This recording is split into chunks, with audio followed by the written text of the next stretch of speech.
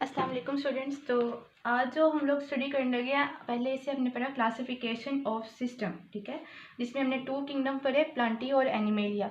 अब हम पढ़ने लगे हैं 5 किंगडम सिस्टम ऑफ क्लासिफिकेशन के 5 किंगडम सिस्टम किस तरह से बना 2 किंगडम से। हम लोगों ने 3rd किंगडम तक पढ़ लिया था, ठीक है। ये चैप्टर नंबर 5 का टॉपिक है क्लासिफिकेशन ऑफ सिस्टम।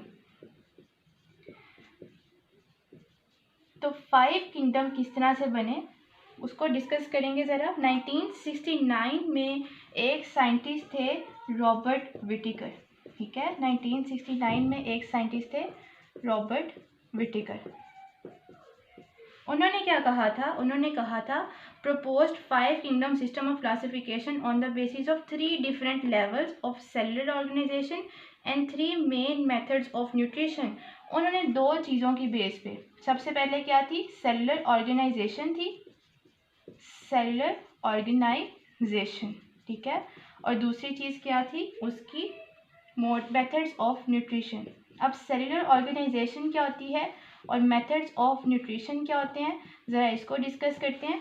बच्चे, सेलुलर ऑर्गेनाइजेशन ये होती है कि आइदर दे आर, सबसे पहले जो बेसिक चीज़ है कि either they are prokaryotic cells, prokaryotes और यूकैरियोट्स, ठीक है। और प्रोकैरियोट्स में आप लोग फर्दर कह सकते हो कि या तो वो यूनिसेलुलर होंगे, ठीक है। क्या होंगे स्टूडेंट्स? यूनिसेलुलर। और यूकैरियोट्स में या तो 2 तरह के होते हैं, अगेन यूनिसेलुलर भी हो सकते हैं, इसके अलावा क्या हो सकते हैं? मल्टी सेलुलर भी हो सकते हैं, ठीक है, मल्टी सेलुलर। ये हम लोगों ने फर्स्ट पॉइंट को लिख लिया, जो कि क्या था? Cellular organisation. ऑर्गेनाइजेशन का होता है मतलब बनना किसी चीज़ का, सेलुलर मतलब सेल का बनना। तो सेल 2 तरह के होते हैं, प्रोकैरियोट एंड यूकैरियोट। पहली बेस ये थी इसके 5 किंगडम की, जो कि रॉबर्ट विटिकर ने 1969 में प्रपोज किया था। दूसरी बेस क्या थी? Method of nutrition. ये क्या होता है बच्चे कि कोई भी ऑर्गेनिज्म किस तरह से, न्यूट्रिशन कहते हैं बच्चे फूड को, किस तरह से वो फूड की अपटेक करता है, उसको हासिल करता है, उसे कहते हैं मेथड ऑफ न्यूट्रिशन, ठीक है। तो वो कौन कौन से होते हैं? या तो कोई भी ऑर्गेनिज्म क्या करेगा? अपनी फूड को खुद बनाएगा, यानी कि वो क्या होगा? ऑटोट्रॉफ होगा, ठीक है, वो अपनी फूड को खुद बनाएगा। या फिर वो क्या होगा? हेटरोट्रॉफ होगा, ऐसे ही है, हेटरोट्रॉफ होगा।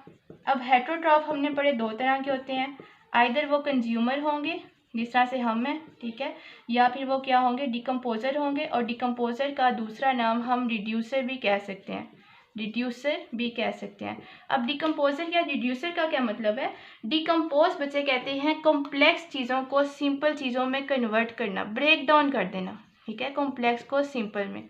और वो कॉम्प्लेक्स क्या हो सकते हैं? डेड ऑर्गेनिजम्स होते हैं। जिस तरह से बच्चे मुर्दा चीज़ें होती हैं ना, लाशें होती हैं, ढेर लग जाता है, अगर फंजाई और बैक्टीरिया उनको डिकम्पोज ना करता, डिकम्पोजिशन बच्चे किसी भी चीज़ को जो मर गई है उसके गलने सड़ने को कहा जाता है डिकम्पोजिशन, ठीक है। और इसके लिए दूसरा लफ्ज़ रिड्यूस करना होता है, ठीक है, उसकी ब्रेक डाउन करके उसको सिंपल चीज़ों में कन्वर्ट करना।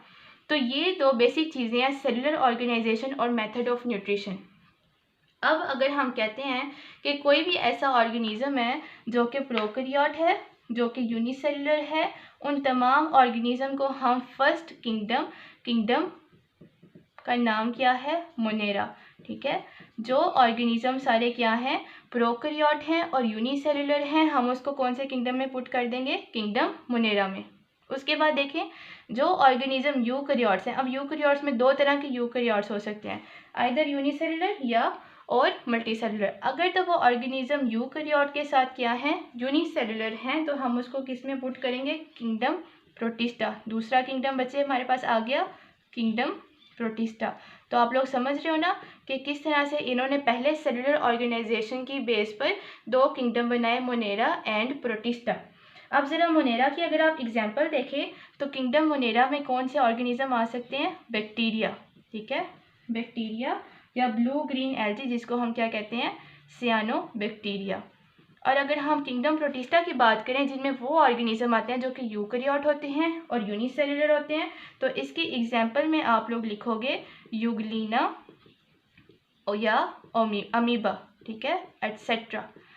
इसके बाद यूकैरियोट मल्टी सेलुलर ऑर्गेनिज्म अगर हों तो उनमें 3 ऑप्शंस हो सकते हैं, ठीक है। सबसे पहले अगर यूकैरियोट है, मल्टी सेलुलर है और साथ में क्या है? ऑटोट्रॉफ है, साथ में क्या है, ऑटोट्रॉफ है। तो हम उसको कौन से किंगडम में पुट करेंगे, किंगडम, थर्ड किंगडम है किंगडम प्लांटी में, ठीक है। इसमें अब हमने दूसरी जो हमारा पॉइंट था मेथड ऑफ न्यूट्रिशन, उसको भी इंक्लूड कर लिया है। अगर वो यूकैरियोट है, मल्टी सेलुलर है और मेथड ऑफ न्यूट्रिशन उसकी क्या है कि वो ऑटोट्रॉफ है, अपनी फूड खुद बनाता है, तो हम उसको किस में पुट करते हैं, किंगडम प्लांटी में। इसमें कौन से ऑर्गेनिजम्स आ जाते हैं, इसमें मॉसिस आ जाते हैं, इसमें फर्न्स आ जाते हैं, फ्लोरिंग प्लांट्स आ जाते हैं, फ्लोरिंग प्लांट्स जो फ्लावर्स बनाते हैं। मॉसिस और फर्न्स को हम आगे डिटेल में डिस्कस करेंगे। बेसिकली ये वो वाले अर्लियर प्लांट्स हैं जो शुरू में बने थे, ठीक है। इसके अलावा नॉन फ्लोरिंग प्लांट्स, मतलब जितने भी प्लांट्स हैं वो सारे किस में आ जाएंगे, किंगडम प्लांटी में, ठीक है। थर्डली, अगर यूकैरियोट है, मल्टी सेलुलर है, लेकिन क्या है, हेट्रोट्रॉफ है, और हेट्रोट्रॉफ में भी अगर वो कंज्यूमर है तो हम उसको फोर्थ किंगडम जो कि है किंगडम एनिमेलिया उसमें पुट करेंगे, ठीक है। कंज्यूमर का मतलब है किसी चीज़ से, किसी और ऑर्गेनिज्म से फूड लेना, कंज्यूम करना, यूटिलाइज करना, ठीक है।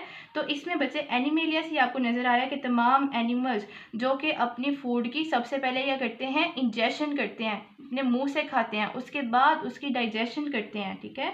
उसके बाद फिर उसमें बाकी एब्जॉर्प्शन और बाकी स्टेप्स होते हैं। तो इनमें वो तमाम ऑर्गेनिज्म आ जाएंगे जो कि इंजेस्टिव हेट्रोट्रॉफ है, ठीक है। इसके एग्जाम्पल में हम लोग क्या लिख सकते हैं बच्चे, बर्ड्स लिख सकते हैं ना, रेप्टाइल्स लिख सकते हैं ना, ठीक है। तो ये बर्ड्स और रेप्टाइल्स कौन से किंगडम में आ जाएंगे, किंगडम एनिमेलिया में। चौथा किंगडम हो गया, ये तीसरा था प्लांटी, पहला था मोनेरा, दूसरा था प्रोटिस्टा। लास्ट किंगडम, अगर ऑर्गेनिज्म यूकैरियोट है, मल्टी सेलुलर है और क्या है, हेट्रोट्रॉफ है, और हेट्रोट्रॉफ में वो कौन सा ऑर्गेनिज्म है, डिकम्पोजर यानी कि रिड्यूसर। तो फिफ्थ किंगडम उन्होंने यहाँ पे फंजाई के कन्फ्लिक्ट को, झगड़े को क्लियर किया। किंगडम फंजाई को ना उन्होंने एनिमेलिया में रखा, ना उन्होंने प्लांटी में रखा, क्योंकि इन दोनों में सिमिलैरिटीज भी थी, डिफरेंस भी थी। उसको उठा के पांचवा किंगडम बना दिया, किंगडम फंजाई, ठीक है। तो ये कौन से ऑर्गेनिज्म है, kingdom fungi, fungi are absorptive heterotroph, ठीक है। तो मैंने आप लोगों को अभी फर्स्ट लेक्चर में बताया था कि इंजेस्टिव हेट्रोट्रॉफ और एब्जॉर्प्टिव हेट्रोट्रॉफ में क्या फ़र्क है, कि इंजेस्टिव हेट्रोट्रॉफ हम लोग हैं, एनिमल्स हैं, बर्ड्स हैं, रेप्टाइल्स हैं, कि ये पहले इंजेक्शन करते हैं, मुंह से खाते हैं, उसके बाद डाइजेशन होती है स्मॉल ओरल कैविटी से लेकर स्मॉल इंटेस्टाइन तक, उसके बाद आपकी ब्लड के अंदर फूड या न्यूट्रिएंट्स एब्जॉर्ब होते हैं। लेकिन फंजाई किंगडम में क्या होता है, डायरेक्ट तीसरा स्टेप होता है एब्जॉर्प्टिव हेट्रोट्रॉफ, ठीक है। ये फर्स्ट स्टेप था, ये सेकंड स्टेप था, इसके बाद थर्ड स्टेप एब्जॉर्प्शन होती है एनिमल्स में। लेकिन किंगडम फंजाई में क्या होता है, डायरेक्ट थर्ड स्टेप है जो कि क्या है, एब्जॉर्प्टिव हेट्रोट्रॉफ, इसलिए इनको किंगडम एनिमेलिया में हमने नहीं रखा। इसके एग्जाम्पल में बच्चे क्या हैं, हमारे पास मशरूम्स हैं, हम लोगों ने फर्स्ट लेक्चर में पढ़ा, मशरूम्स भी हैं, इसमें मोल्ड भी हैं, वो भी एक तरह की फंजाई है, और यीस्ट भी है। इसके बाद इन्होंने लिखा हुआ है that fungi are decomposer that live on organic matter, वो ऑर्गेनिक मैटर पे रहते हैं, secrete digestive enzyme and absorb small organic molecules. अगर ये डाइजेशन नहीं करवाएंगे तो ये एब्जॉर्ब किस तरह से करेंगे, आप कंसीडर करें कि यहाँ पर ये क्या है, एक फंजाई पड़ी हुई है, फंजाई क्या करती है, उसके इर्द गिर्द अगर स्मॉल ऑर्गेनिक मैटर पड़े हैं तो ये डाइजेस्टिव एंजाइम को अपनी बॉडी से बाहर रिलीज़ करेगी, क्योंकि इसकी बॉडी के अंदर डाइजेशन नहीं हो सकती। तो अगर ये फंगस पड़ी हुई है तो ये अपनी बॉडी से बाहर क्या रिलीज़ करेगी, डाइजेस्टिव एंजाइम, वो जाके इन ऑर्गेनिक मैटर को डाइजेस्ट कर देगी, और उसके बाद जो कॉम्प्लेक्स ऑर्गेनिक मैटर से simple organic matter after digestion बनेगा, उसको फंजाई वापस क्या कर लेगी, एब्जॉर्ब कर लेगी, इसलिए इन्हें कहते हैं एब्जॉर्प्टिव हेट्रोट्रॉफ, ठीक है। किंगडम एनिमेलिया में ना तो सेल वॉल होती है, एक ये पॉइंट है, ठीक है, लैग सेल वॉल, और दूसरा इनके अंदर सेल्यूलोज भी नहीं होता, ठीक है, क्योंकि जो प्लांट की सेल वॉल थी उसके अंदर सेल्यूलोज प्रेजेंट था। तो यहाँ तक इन्होंने 5 किंगडम सिस्टम दिया कि किस तरह से 5 किंगडम बना, सेलुलर ऑर्गेनाइजेशन की बेस पे कि सेल किस तरह से बन सकते हैं, मेथड ऑफ न्यूट्रिशन की बेस पे कि ये अपना खाना किस तरह से खा सकते हैं। इसमें प्रोकैरियोट थे स्टूडेंट्स, यूकैरियोट्स थे, प्रोकैरियोट्स होते हैं यूनिसेलुलर और यूकैरियोट्स यूनिसेलुलर भी हो सकते हैं, मल्टी सेलुलर भी हो सकते हैं। फिर जो ऑर्गेनिज्म प्रोकैरियोट यूनिसेलुलर थे उनको किंगडम मोनेरा में रखा, जो यूकैरियोट यूनिसेलुलर थे उनको किंगडम प्रोटिस्टा में रखा, जो यूकैरियोट मल्टी सेलुलर ऑटोट्रॉफ थे उनको किंगडम प्लांटी में रखा, जो यूकैरियोट मल्टी सेलुलर हेट्रोट्रॉफ यानी कंज्यूमर थे उनको किंगडम एनिमेलिया में रखा, अगेन जो यूकैरियोट मल्टीसेलुलर हेटेरोट्रॉफ थे, लेकिन कौन से हेटेरोट्रॉफ थे? एब्जॉर्प्टिव हेटेरोट्रॉफ, जो डिकम्पोजर थे, रिड्यूसर थे, उनके लिए एक सेपरेट किंगडम फंजाई बनाया। अगर आप ये इस तरह से फ्लो शीट याद कर लोगे तो आपके लिए 5 किंगडम को याद करना बहुत ईजी हो जाएगा, ठीक है। इसके बाद कुछ मॉडिफिकेशंस आई 5 किंगडम में। मॉडिफिकेशंस कहते हैं मज़ीद इसको बेहतर बनाने के लिए कुछ चेंजेस की गई, मॉडिफिकेशंस क्या आई। 1988 में एक साइंटिस्ट थे, ठीक है, ईयर आप लोग याद करोगे, कौन से साइंटिस्ट थे? लिन मार्गुलिस, और दूसरा साइंटिस्ट थे कैरोलिन श्वार्ट्ज। इन्होंने क्या किया? मॉडिफाइड किया 5 किंगडम सिस्टम ऑफ क्लासिफिकेशन को। किस किस बेस पे? On the basis of cellular organisation, cellular organisation की बेस पे, उसके बाद मोड ऑफ न्यूट्रिशन की बेस पे, कि सेल किस तरह से बनते हैं, खाना किस तरह से खाया जाता है, या फूड किस तरह से अपटेक की जाती है। तीसरी चीज़ क्या है? साइटोलॉजी। बच्चे साइटोलॉजी किसे कहते हैं? सेल की स्टडी को। साइटोलॉजी किसे कहते हैं? सेल की स्टडी को, स्टडी ऑफ सेल, उसके तमाम प्रोसेसेस को साइटोलॉजी कहा जाता है। अब ये क्यों साइटोलॉजी आ गई ना? शुरू में साइंस इतनी एडवांस नहीं थी, उसमें इतनी तरक्की नहीं थी हुई कि सेल को भी स्टडी किया जाए, लेकिन with the passage of time science में एडवांसमेंट आती है, रिसर्चेज होती हैं, और अब तो आप लोगों को पता है कि मॉलिक्यूल स्टडी भी हो सकती है, आप डीएनए और आरएनए को भी स्टडी कर सकते हो। तो अब यहाँ पे आके इन्होंने किस बेस के ऊपर इनको मॉडिफाई किया? साइटोलॉजी की बेस भी इन्होंने की। जेनेटिक्स की बेस पे भी इन्होंने इसको मॉडिफाई किया। जेनेटिक्स का मतलब है जीन्स की स्टडी। जीन्स में आप लोग डीएनए को भी ले सकते हो और आरएनए को भी ले सकते हो, ठीक है। उसके बाद है बच्चे organelles of symbiotic origin. Organelles of symbiotic origin का क्या मतलब है? बच्चे कुछ ऑर्गेनेलिस ऐसी हैं जो कंसीडर किया जाता है कि जिस तरह से माइटोकॉन्ड्रिया है या क्लोरोप्लास्ट है, कि वो ऑर्गेनेलिस पहले क्या होती थी? बैक्टीरिया ही होती थी। वो एक अलग से लिविंग ऑर्गेनिज्म था जिसको दूसरे ऑर्गेनिज्म ने इनगल्फ कर लिया और अपने उसको डाइजेस्ट करने की बजाय किया अपने साथ रख लिया। फॉर एग्जांपल बच्चे, ये एक बैक्टीरिया था, ठीक है, ये दूसरा बैक्टीरिया था। ये जो बैक्टीरिया था ना, ये बैक्टीरिया किसी भी चीज़ को, अगर मैं इसको ब्लैक से ड्रॉ करूँ, ये जो बैक्टीरिया था ये अपनी फूड खुद बना सकता था, क्योंकि इसके अंदर क्या होती थी? फोटोसिंथेसिस होती थी। जब इस बड़े बैक्टीरिया ने इस छोटे बैक्टीरिया को इनगल्फ किया तो इसने कहा कि क्यों ना मैं इसको अपने साथ रख लूँ ताकि ये मुझे फूड बना के दे सके, क्यों, ताकि मैं हेटेरोट्रॉफ की बजाय खुद अपनी फूड इसके अंदर से ले सकूं, ठीक है, क्योंकि ये बैक्टीरिया क्या थे? ऑटोट्रॉफ थे, ये अपनी फूड खुद बना सकते थे। तो इसने क्या किया कि इस बैक्टीरिया ने इसको डाइजेस्ट यानी कि खाने की बजाय इसको अपने साथ बना के रख लिया। इस रिलेशन को, इस दोस्ती को सिम्बियोटिक रिलेशन कहते हैं।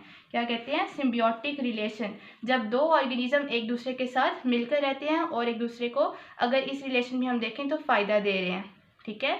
तो इस तरह से कहा जाता है कि जो माइटोकॉन्ड्रिया हैं या क्लोरोप्लास्ट है, ये क्या है? सिम्बियोटिक ओरिजिन ही रखती हैं। ये बैक्टीरिया ही था, जिस सिम्बियोटिक का मतलब है कि दो ऑर्गेनिजम्स मिलकर रह रहे थे। तो मॉडिफाइड किंगडम्स बच्चे कौन से बन गए? किंगडम प्रोकैरियोटिक बन गया, ठीक है, जिसमें उन्होंने रखा मोनेरा को, किंगडम प्रोकैरियोटी मोनेरा। फिर उसके बाद किंगडम प्रोटोक्लिस्टा यानी कि किंगडम प्रोटिस्ट। उसके बाद kingdom Plantae, kingdom animalia and kingdom fungi. In short हमारे 5 किंगडम कंप्लीट हो गए यहाँ तक, ठीक है। या आपको लॉन्ग क्वेश्चन भी आ सकता है, इसमें से आपको एमसीक्यूज भी आ सकते हैं कि इसकी एग्जांपल पूछी जा सकती हैं। थैंक यू स्टूडेंट्स, अल्लाह हाफिज़।